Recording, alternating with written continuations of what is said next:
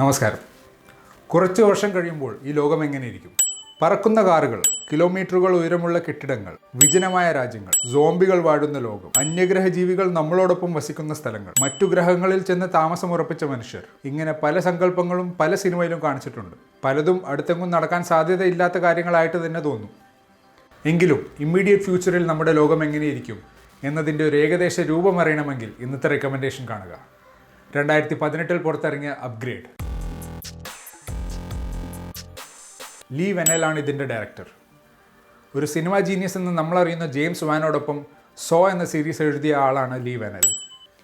Insidious സീരീസിൻ്റെ 3ാം ഭാഗമാണ് ഇതിനു മുമ്പ് ലീ വെനൽ സംവിധാനം ചെയ്ത ചിത്രം. ഇതിലെ നായകനായ ലോഗൻ മാർഷൽ ഗ്രീൻ ചില സിനിമകളിലും TV സീരീസിലുമൊക്കെ ഉണ്ട്. എന്നാലും നമ്മൾക്ക് പരിചയം കാണാൻ സാധ്യത കുറവാണ്. ഇതിലെ മിക്ക അഭിനേതാക്കളുടെ കാര്യവും അതുപോലെ തന്നെയാണ്. ഒരുപക്ഷെ ബെറ്റി ഗാബ്രിയലിനെ ഗെറ്റ് ഔട്ട് എന്ന സിനിമയിൽ കണ്ട പരിചയം കാണും നമ്മൾക്ക്. ഗ്രേ ട്രേസ് എന്ന മെക്കാനിക്കായിട്ടാണ് ലോഗൻ മാർഷൽ ഗ്രീൻ അഭിനയിക്കുന്നത്. ടെക്നോളജിയോട് വലിയ താല്പര്യമില്ലാത്ത ആളാണ് ട്രേസ്. കഥ നടക്കുന്ന കൃത്യമായ കാലഘട്ടം ഇതിൽ പറഞ്ഞിട്ടില്ലെങ്കിലും സിനിമ കാണുമ്പോൾ ഒരു 50 വർഷത്തിനുള്ളിൽ നടക്കുന്ന കാര്യങ്ങളാണെന്ന് ഉറപ്പിക്കാം.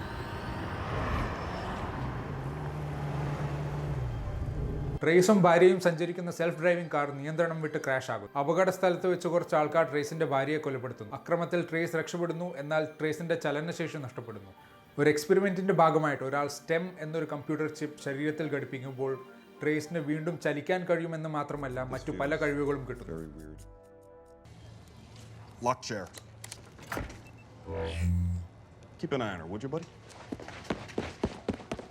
ഈ കഴിവുകൾ ഉപയോഗിച്ച് എങ്ങനെ ട്രേസ് തന്റെ ഭാര്യയെ കൊന്നവരോട് പ്രതികാരം ചെയ്യുന്നു എന്നതാണ് ഈ സിനിമയുടെ പ്ലോട്ട്. കേസ് അന്വേഷിക്കുന്ന ഓഫീസറായിട്ടാണ് ബെറ്റി ഗാബ്രിയൽ അഭിനയിക്കുന്നത്. ഇതിന്റെ ഫൈറ്റ് സീക്വൻസ് തന്നെയാണ് ഇതിന്റെ ഏറ്റവും വലിയ ഹൈലൈറ്റ്.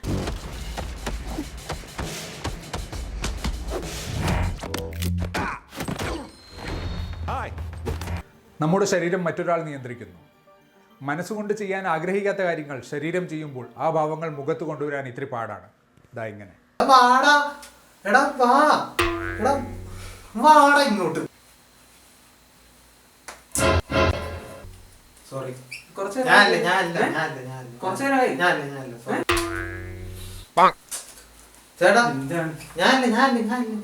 ഇത്തിരി പാടുള്ള ജോലി തന്നെയാ. ഇല്ലെങ്കിൽ ട്രൈ ചെയ്ത് നോക്കിയോളൂ.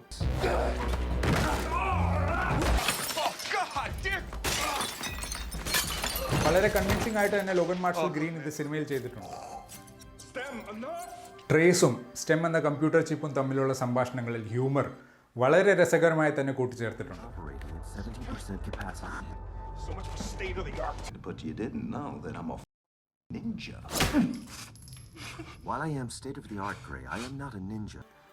ചുരുങ്ങിയ ബജറ്റിൽ നല്ലൊരു സിനിമ എടുക്കാനുള്ള എല്ലാ ശ്രമങ്ങളും വ്യക്തമാണ്. നായകനല്ലാതെ ഒരു ക്യാരക്ടറും ഇതിൽ വേണ്ട രീതിയിൽ ഡെവലപ്പ് ചെയ്തിട്ടില്ല. അതുകൊണ്ട് ബാക്കി എല്ലാ ക്യാരക്ടേഴ്സിനോടും നമ്മൾക്ക് റിലേറ്റ് ചെയ്യാൻ കഴിയാതെ പോകുന്നു. ഇതൊരു B ഗ്രേഡ് സിനിമയാണെന്ന് ചില സിനിമാ ക്രിറ്റിക്സ് പറഞ്ഞിട്ടുണ്ട്. ആയിരിക്കാം. വെറും $3 മുതൽ $5 മില്യൺ ഇതിൻ്റെ ബജറ്റായിട്ട് സൂചിപ്പിച്ചിരിക്കുന്നത്. അതായത് ഏകദേശം 20 മുതൽ 35 കോടി രൂപ. 20 മുതൽ 35 കോടി രൂപ മുടക്കിയെടുത്ത ഒരു മലയാളം സിനിമയെക്കുറിച്ച് ഞങ്ങൾ നേരത്തെയും പരാമർശിച്ചിട്ടുണ്ട്. അത്ഭുതകരമായ വസ്തുത എന്താണെന്ന് വെച്ച് കഴിഞ്ഞാൽ ഏകദേശം 25 മുതൽ 35 കോടി രൂപയാണ് ഈ സിനിമയുടെ ബഡ്ജറ്റ് എന്ന് പറയുന്നത്.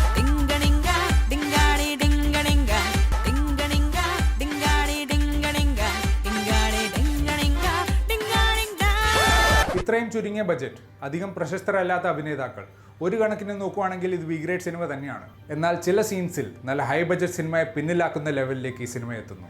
ചുരുങ്ങിയ ചെലവിൽ നല്ലൊരു സയൻസ് ഫിക്ഷൻ സിനിമ എടുക്കാം എന്നതിൻ്റെ ഉത്തമമായ ഉദാഹരണമാണ് ഈ സിനിമ. എത്രയോ സിനിമയിൽ കണ്ടിട്ടുള്ള പ്രതികാരത്തിൻ്റെ കഥ തന്നെയാണ് ഈ സിനിമയിലും. എന്നാൽ ഇത് നടക്കുന്നത് വരാനിരിക്കുന്ന ഒരു കാലഘട്ടത്തിലാണെന്ന് മാത്രം. ഇതെടുത്തിരിക്കുന്ന രീതി, ഇതിൻ്റെ ഹ്യൂമർ, ഇതിൻ്റെ പേസ് ഒന്നും നമ്മളെ ബോറടിപ്പിക്കില്ല. 2-3 രംഗങ്ങളിൽ വയലൻസ് ഒരല്പം കൂടുതലാണ്.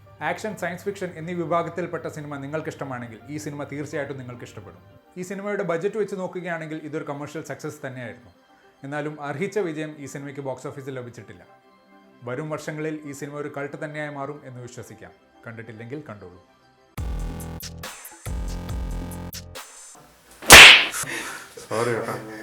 നീ വാടാ, ഇത്തിരി വാടാ അല്ലേ.